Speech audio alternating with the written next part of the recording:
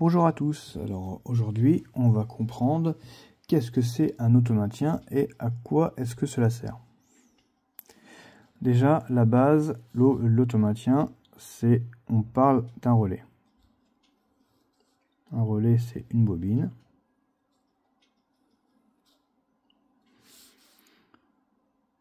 Et au moins un contact.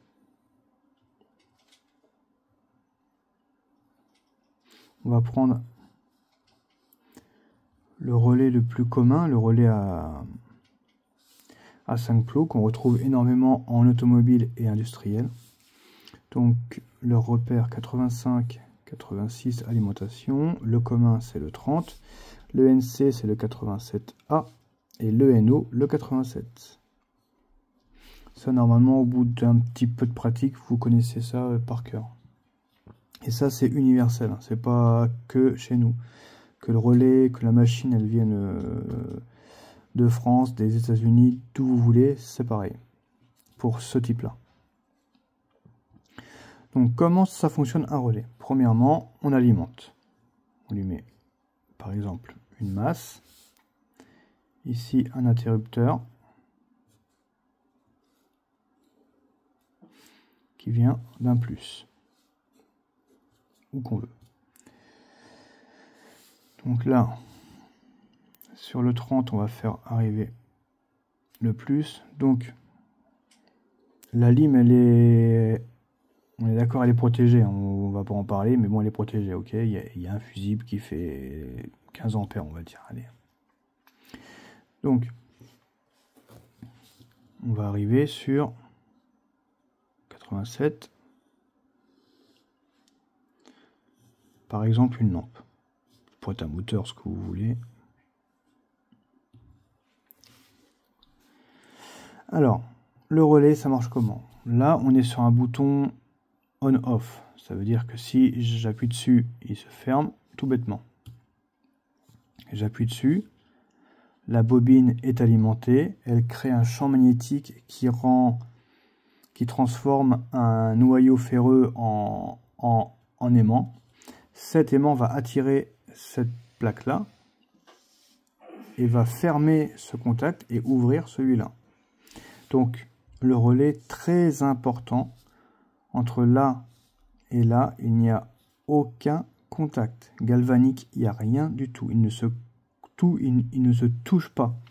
Là, on pourrait avoir une bobine alimentée en 24 et là, un contact alimenté en 12 ou l'inverse, ça marcherait. Donc, à partir du moment où on alimente la bobine, on ferme ici, le plus peut passer là, aller allumer la lampe. Maintenant, on va se prendre en exemple si on travaillait dans l'industrie. J'ai une lampe qui est allumée là, on va imaginer un couloir. Donc un couloir, on va imaginer que ça c'est un couloir, okay, qui fasse plusieurs dizaines de mètres. Donc j'ai une machine, par exemple un convoyeur à bande pour dans une usine de conditionnement ou ce que vous voulez. On va accoupler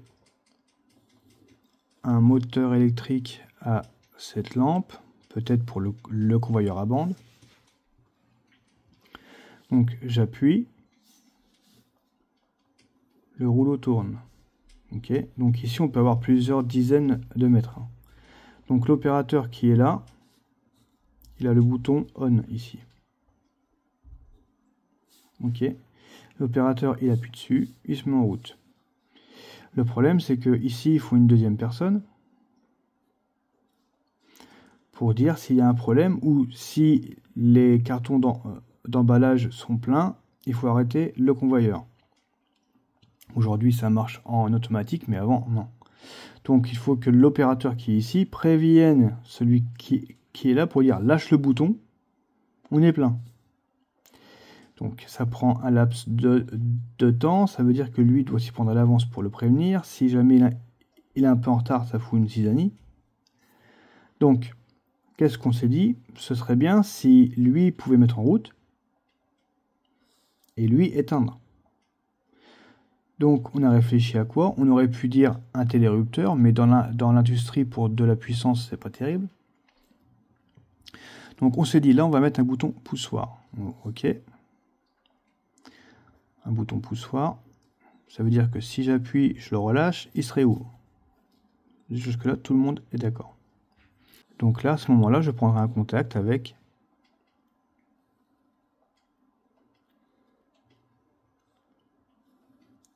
un autre jeu de contact.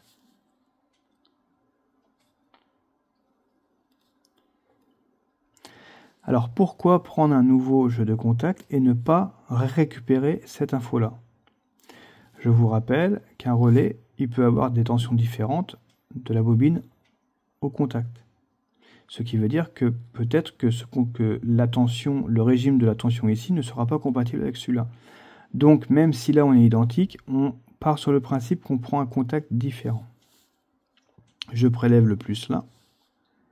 De là,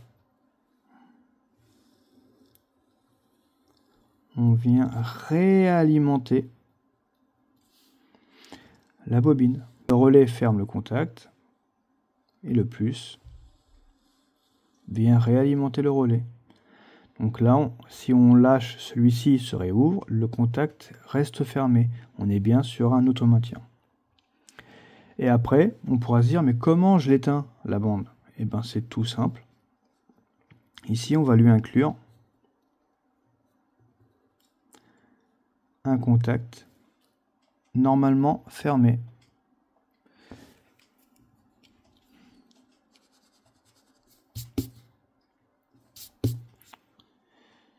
Donc le contact est normalement fermé, ce qui veut dire que j'appuie, j'alimente le relais, il ferme les deux contacts. La lampe et le moteur se mettent en route et l'automaintien fait son œuvre. Le carton se remplit, l'opérateur il dit stop, il appuie sur ce bouton là parce que lui en fait il peut être à 15 mètres de là, ça ne dérange rien. Lui appuie sur le bouton off.